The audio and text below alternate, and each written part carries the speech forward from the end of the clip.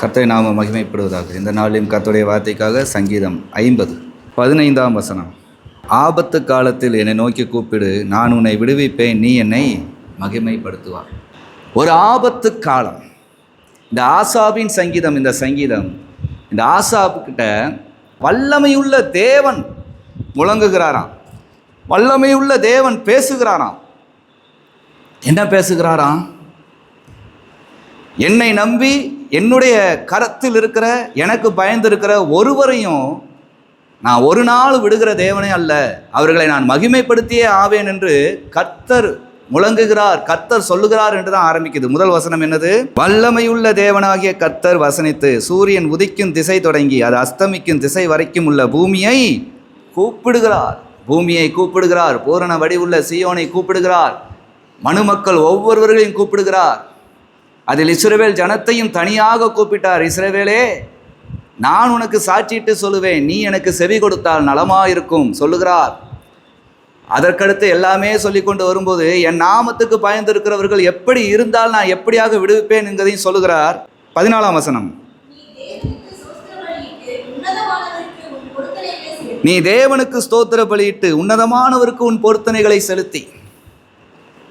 தேவனுக்கு ஸ்தோத்திர பலிகள் இடணும். எதற்காக? அடிமைத்தனத்திலிருந்து எங்களை மீட்டீரே, இந்த உலகத்தின் பாவ சாபம் அசுத்தம் அசிங்கம் என்ற காரியங்களிலிருந்து நீர் எங்களை மீட்டு நடத்துகிறீரே, அதை நினைத்து ஸ்தோத்திரம் செலுத்தணுமா? அதுக்கு தான் எந்த நன்னாளையும் என்ன நடக்குது? ஜெப கூட்டம் நடக்குது. ஏன்? ஸ்தோத்திரம் வீட்டில் உட்காந்து செலுத்தினா வராது. ஆனால் ஜெபத்துக்கு வந்தால் தன்னை போல வரும். ஆண்டவர் செய்த நன்மைகள் யாபத்துக்கு வரும். ஸ்தோத்திர பலியை செலுத்து. அடுத்து பொருத்தனைகளை செலுத்து. பொருத்தனை என்பது என்ன? என் பிள்ளையை அர்ப்பணிக்கிறேன், என் வேலையை அர்ப்பணிக்கிறேன், என் வாழ்க்கையை அர்ப்பணிக்கிறேங்கிறது பொருத்தனை அல்ல. பரிசுத்த வேதாகமத்திலே பழைய ஏற்பாட்டில் இருந்து புதிய ஏற்பாடு எல்லாமே சொல்லியிருக்கு. உன் முதற் பிள்ளை யாருக்கு? தேவனுக்கு. அப்போ நீ தேவனுக்கு கொடுத்துருக்கேன்னா தேவனுக்கு நீ தேவன் கொடுத்துருக்கிறாருங்கிற நினப்பு வேணும். அந்த தேவனுக்குள்ள வளர்க்கணும். அந்த பொருத்தனைகளை திரும்ப திரும்ப நினச்சிப்பாரு. என்ன செய்கிறீங்க, என்ன செய்யலைங்கிறத நினச்சி பார்க்கணுமா? பொருத்தனைகளை செலுத்த. அதுபோல் எத்தனை இருக்குது பொருத்தனைகள். அடிமைத்தனத்திலிருந்து தேவன் உங்களை என்னையும் மீட்டு இன்று இந்த உலகத்திலே சாட்சியாக நிறுத்தி அழகு பார்க்கிறார். அப்போ இந்த நினச்சி பார்க்கணும். அவர் நடத்தி வந்த ஒவ்வொன்றையும் நினச்சி.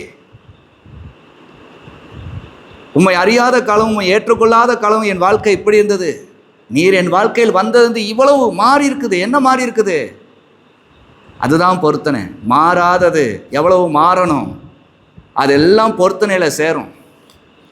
கடமையே இல்லாத மாதிரி இருக்கக்கூடாதுங்க. கடமை இருக்குது தேவ பிள்ளைக்கு.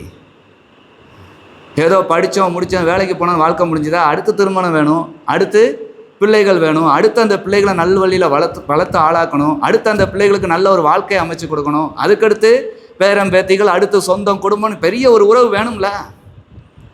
வேலை இதோட முடிஞ்சுன்னு சொல்ல முடியாது. இன்னைக்கு கர்த்தருக்குள்ள வந்துட்டா, ஞானஸ்நானம் எடுத்தாச்சு, ரட்சிக்கப்பட்டோம், பைபிள் படிக்கிறோம், ஜெபம் பண்ணுறோம், இதோட என்ன? இன்னும் எத்தனை பொருத்தனைகள் இருக்குது. தேவன் எதற்காக சிருஷ்டித்தார் இந்த பூமியில?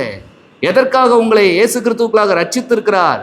இன்னும் உங்களை வைத்து தேவன் செய்ய வேண்டியது எவ்வளவு இருக்குது அந்த மகிமையின் ராஜ்யத்திலே சேர்க்கிறதுக்கு. ஆகவே தான் சொல்கிறார், வருகிற ஆபத்தை கண்டு நீ பயப்படாதே, ஆபத்து நாளில் என்னை நோக்கி கூப்பிடு, அப்பொழுது நான் உன்னை விடுவிப்பேன். அவர் நமக்கு குறித்த இடத்துல குறித்த ஆலோசனையில் நம்ம அமர்ந்திருந்து அங்கே கூப்பிட்டா அவர் கட்டாயம் வருவார். சிறைச்சாலை கதவுகளும் என் துதியினால் உடையும் என்று பாடினது போல பாருங்களேன், தேவன் அங்கே தான் அனுமதிச்சிருக்காங்கனாலும் அங்கேயும் இருந்து கர்த்தரை மகிமைப்படுத்தினாங்க. பேதுரு, பவுல் போன்றவர்கள் அங்கேயும் கர்த்தர் மகிமைப்பட்டார், விடுவித்தார்ல. பெரிய விடுதலையை ஆண்டவர் கட்டளையிட்டார்ல.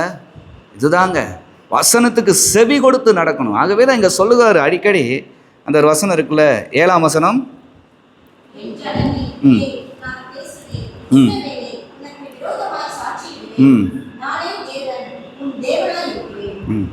உனக்கு விரோதமாய் சாட்சியிடுவேன். ஏன்? என் கட்டளைக்கு நீ கீழ்ப்படியலைங்கிறது தெரியுமே, ஆனால் கீழ்ப்படுகிற மாதிரியே நினச்சிக்கிடுறியே. அதனால தான் இங்கே சொல்லுகிறார், ஆண்டவர் சொல்லுகிறார், ஆபத்து ஏன் ஒரு மனுஷனுக்கு வருது? அவன் எதெல்லாம் ஆபத்துன்னு நினைக்கிறான்? தேவனுக்குரிய வாழ்க்கை வாழணும், அதை விட்டு மீறுகிறது தான் ஆபத்து என்று நீ இருப்பாயானால், அந்த ஆபத்தில் என்னை நோக்கி கூப்பிடும்போது நான் உன்னை விடுவிப்பேன். என் சமூகத்தை விட்டு உன்னை ஒரு நாளும் மீறி போக விட மாட்டேன். உன்னை காத்து கொண்டு நடத்துவேன். நீ என்னை கூப்பிடுவாய், நான் உன்னை விடுவிப்பேன். நீ என்னை என்ன பண்ணுவ? மகிமைப்படுத்துவ. ஆண்டவரே, இந்த பாவம் என்னை தொட்டு விடுமோ என்று பயந்தேன். ஆனாலும் ஆண்டவரே, நான் உம்மை நோக்கி கூப்பிட்டேன். உம்முடைய ஆலயத்தை நோக்கி அபயம் இட்டேன்.